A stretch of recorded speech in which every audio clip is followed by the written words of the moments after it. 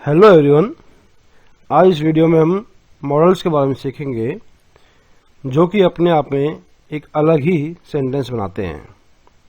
ये अपने जो पहचान है वो टेंसों से अलग रखते हैं। तो आप देखें इनका प्रयोग। Let's start. मॉडल्स वाले वाक्यों की अपनी पहचान अलग होती है, इसलिए इन्हें हमेशा याद रखें। जैसे कैन सकता है, कुड़ सकता था, मे सकता है, माइट सकता था, सकता है दोनों के लिए हो सकता है, शुड चाहिए, मस्ट चाहिए और टू चाहिए, नीड आवश्यकता होना, डेयर साहस करना, शैल गागेगी, विल गागेगी, यूज टू को किया करता था, वुड का प्रयोग गागेगी या किया करता था, शुड है प्रश्न वर्ग की थर्ड फॉर्म का प्रयोग चाहिए था के लिए। मॉडल्स को हेल्पिंग वर्ब की तरह ही प्रयोग किया जाता है और नोट ध्यान रखें कि मॉडल्स के साथ वर्ब की फर्स्ट फॉर्म का प्रयोग करते हैं। ध्यान रहे कि मॉडल्स का फर्स्ट फॉर्म प्रयोग करते हैं, लेकिन ये यदि इनके साथ हैव लगता है थर्ड फॉर्म का प्रयोग भी किया जाता है। उपरोक्त मॉडल्स की पहचान याद रखने के बाद सभी मॉडल्स को डिटेल में समझें। तब इसके आगे हम इनके अलग अलग नियम्स को ध्यान में रखेंगे। तो सबसे पहले आपको ध्यान देना है कि ये जो वाक्य के अंत पहचान होती है वो अगर ये मिलती है तो आपको वो वाक्य इन मॉडल से बनाने पड़ते हैं। सबसे पहले हम कैन और मे को लेते हैं, क्योंकि दोनों की पहचान सकता है, लेकिन इनका प्रयोग आप देखोगे तो कहाँ कहाँ करते हैं कि कैन का प्रयोग करेंगे क्षमता या योग्यता के लिए। जैसे आप कहोगे कि मैं इस संदूक को उठा सकता हूं, तो ये आप में एक क्षमता है या आपकी एक योग्यता है कि आप ये काम कर सकते हो। तो I can lift this box. तो इसको आप देखें कि ऐसे अनेकों वाक्य आपके बनेंगे जिनको आप इस तरह से बनाओगे।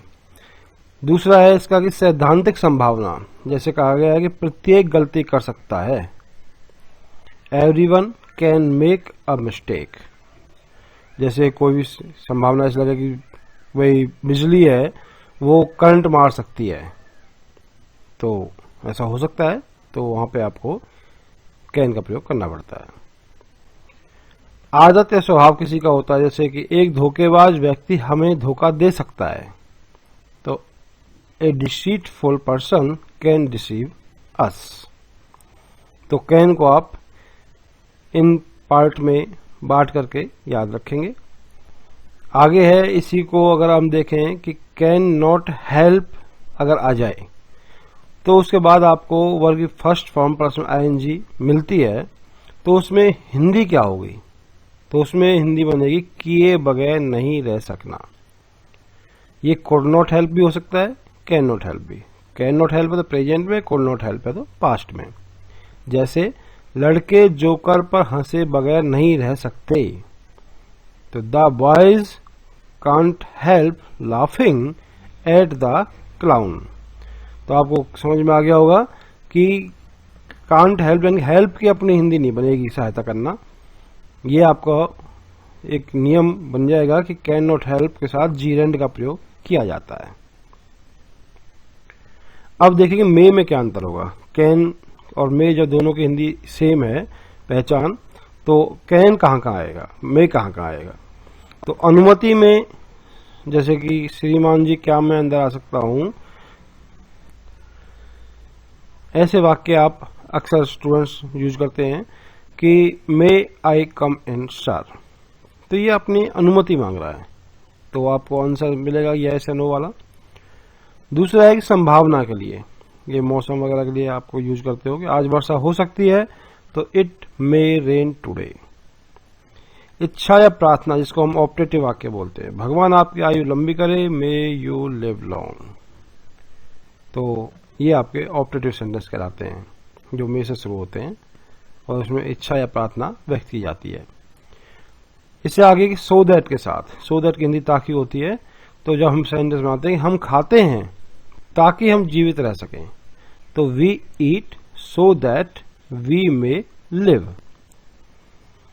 आगे है कि अनिश्चितता के, जैसे वह कौन हो सकता है, तो हु मे बी देयर। तो आप समझ लें कि मे का प्रयोग और कैन का प्रयोग आपका कहाँ पर डिफर हो रहेगा, इसमें इन बातों को ध्यान रखें।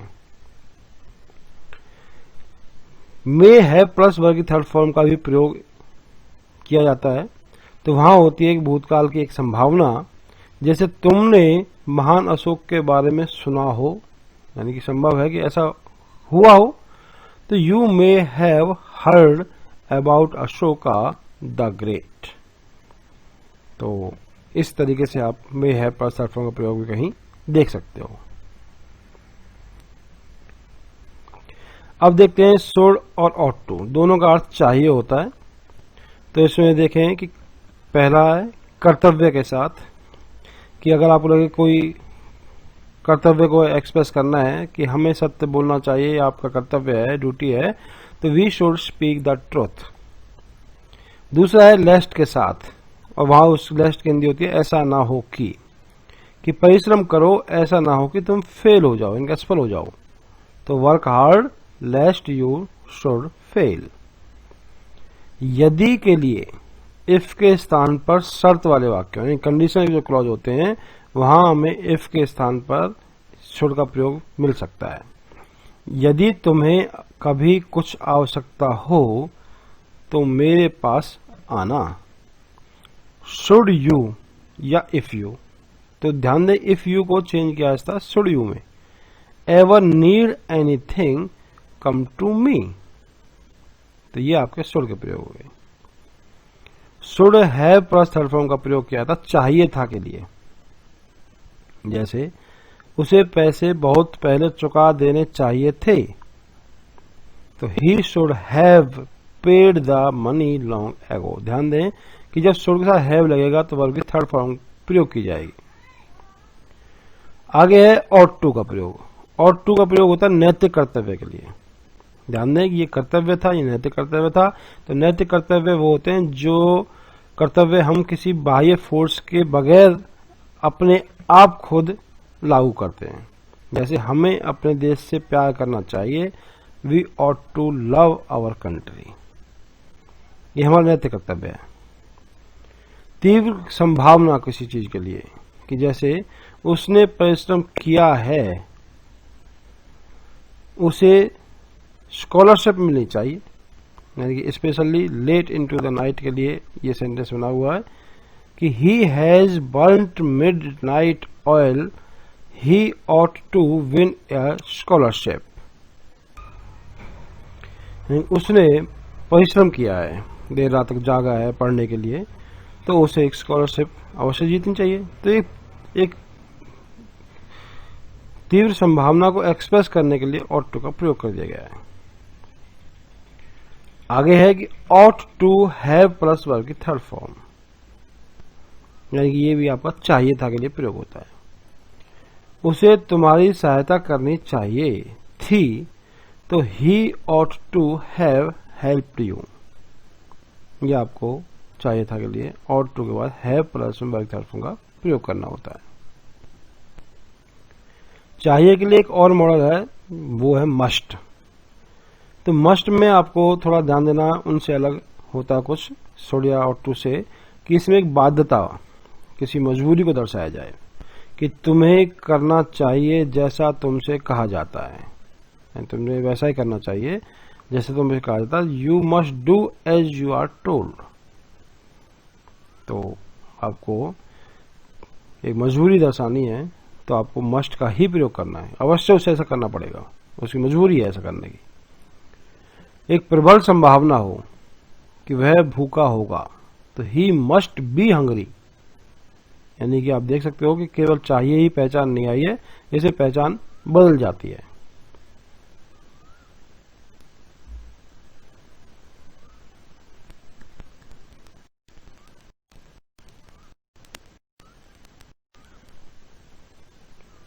आगे है कि अवश्यंभावी, यानी हम सभी को मरना होगा, तो वी मस्ट ऑल डाई। लिखित आदेश या किसी निर्देश के लिए, कि कर्मचारियों को 10 बजे तक अपनी डेस्क पर उपस्थित होना है या आवश्यक रूप से उपस्थित होना चाहिए, तो employees must be at their desk by 10 AM।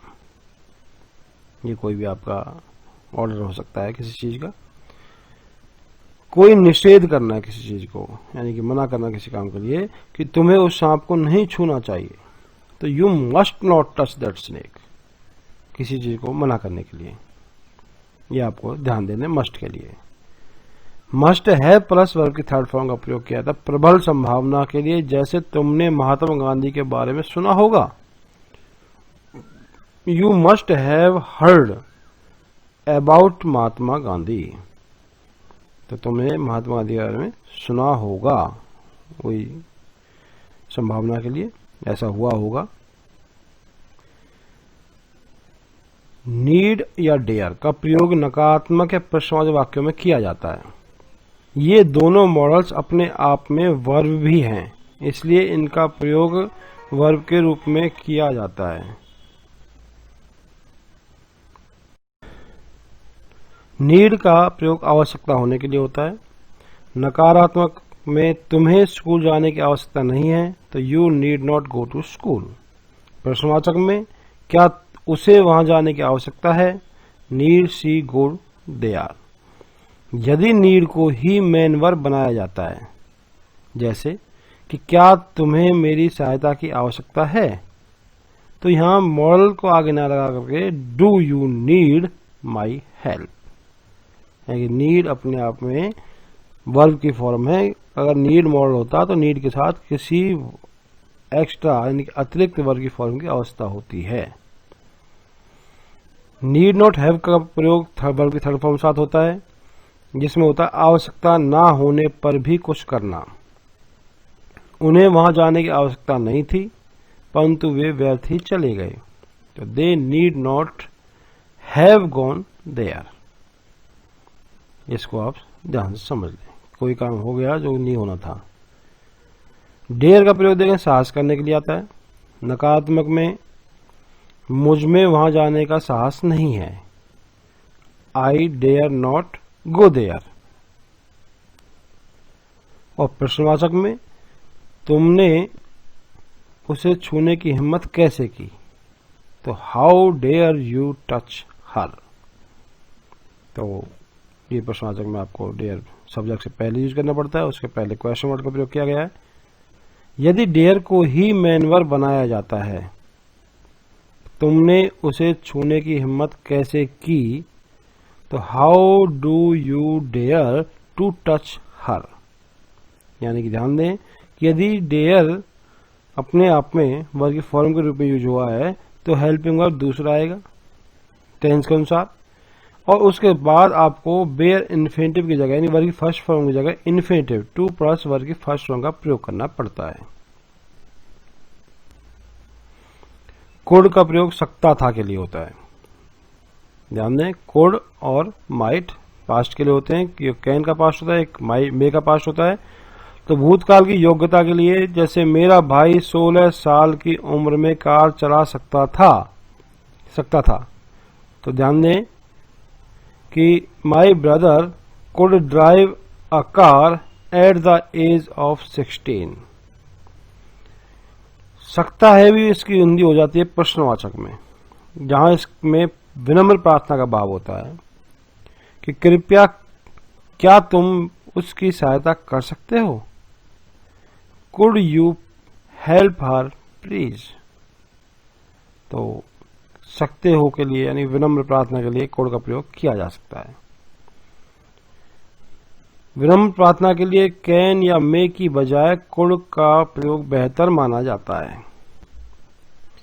Use of could plus में है प्लस वर्ब की थर्ड फॉर्म, कि कार्य किया जा सकता था परंतु किया नहीं, तो इसमें उल्टा भाव होगा। ध्यान देना कि वह मुझे इसके बारे में बता सकती थी लेकिन बताया नहीं, तो she could have told me about it, कि वह इसके बारे में मुझे बता सकती थी। तो इसमें आपको ये बात ध्यान देनी है। मे में क्या है कि मे को इनडायरेक्ट बनाते समय माइट में बदल दिया जाता है। जैसे उसने मुझसे पूछा कि क्या वह रसोई घर में अपने कुत्ते को ला सकती है, तो she asked me if she might bring her dog into the kitchen.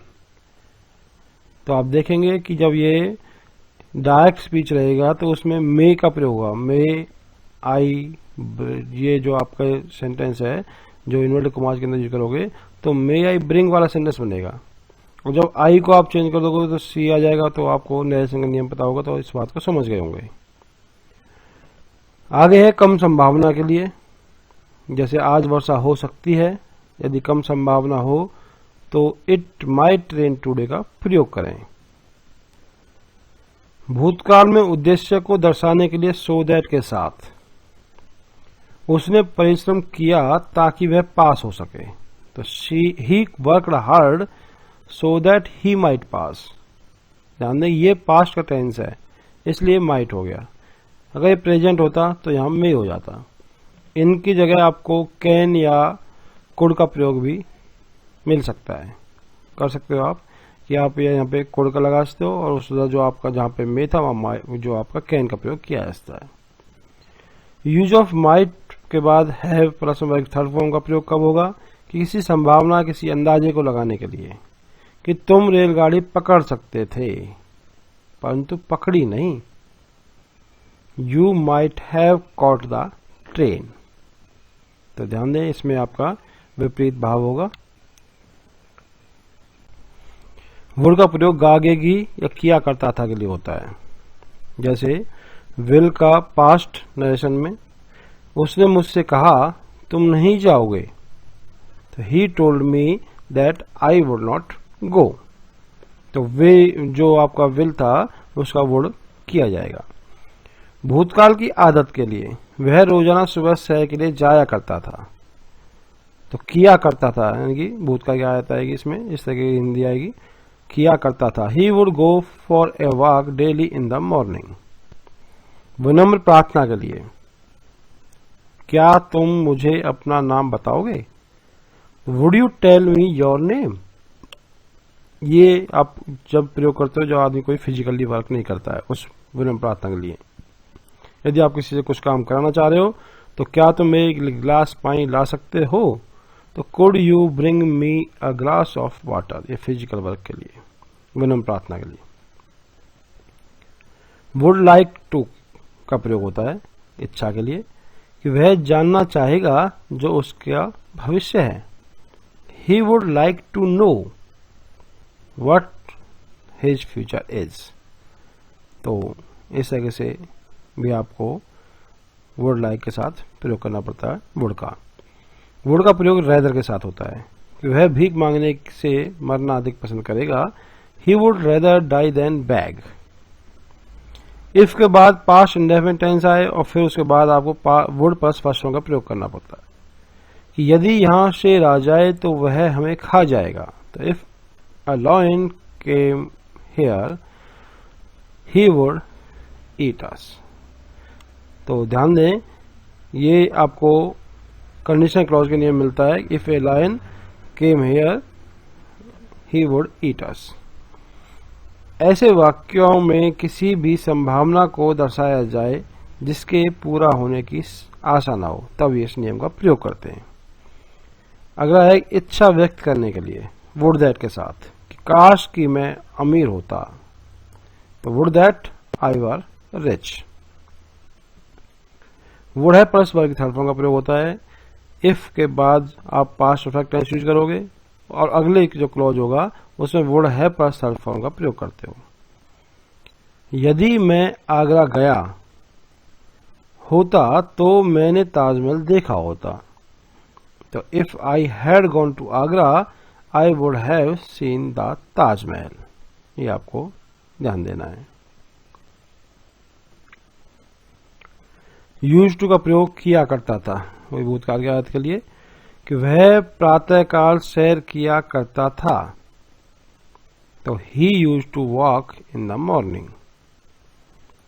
B use to plus verb की चौथी फॉर्म आएंगे ING वाली आदि होने के लिए प्रयोग की जाती है। जैसे वह चाय पीने का आदि है तो ही इज यूज्ड टू, ध्यान दें यूज्ड को मॉडल की जगह आपने बी का प्रयोग कर दिया, फिर यूज्ड टू लगा दिया तो आप एक अलग नियम हो जाएगा।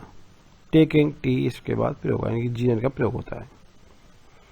हैव टू का प्रयोग करते हैं इसमें किसी मजबूरी आवश्यकता के लिए, जिसमें आपको पता होगा इनकी पहचान ना आने नी ये पढ़ता है पढ़ता था ऐसी होती हैं कि मुझे इन दिनों अपना स्वयं का भोजन पकाना पड़ता है। I have to cook my own meals या फूड दीज डेज। ऐसे वाक्यों के प्रश्नवाचक और नकारात्मक वाक्यों को विद और विदाउट डू हेल्पिंग वर्ब से बनाया जा सकता है।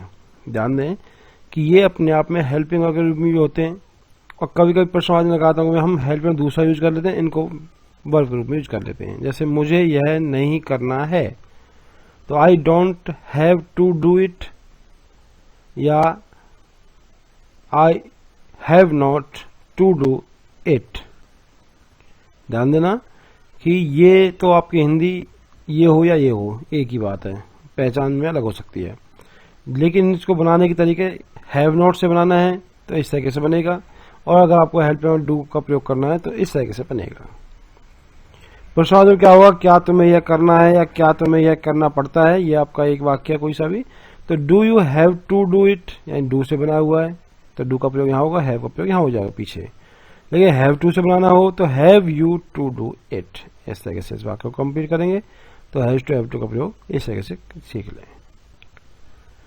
शैल का प्रयोग और विल का प्रयोग। शैल का प्रयोग सिंपल फ्यूचर को दर्शाने के लिए कि हम कल दिल्ली जाएंगे या हम फुटबॉल खेलेंगे, कोई भी काम करेंगे तो वो अपने आप फ्यूचर टेंस जो होता है उस तरीके से आप वाक्य बनाओगे। We shall leave for Delhi tomorrow. ये आप ध्यान रखें पेशकश के लिए, इसमें आपको थोड़ा ध्यान देना पड़ता है। यदि आपने इस बात को कभी नहीं सुना है नहीं देखा है तो आप वाक्य में नहीं बना पाओगे।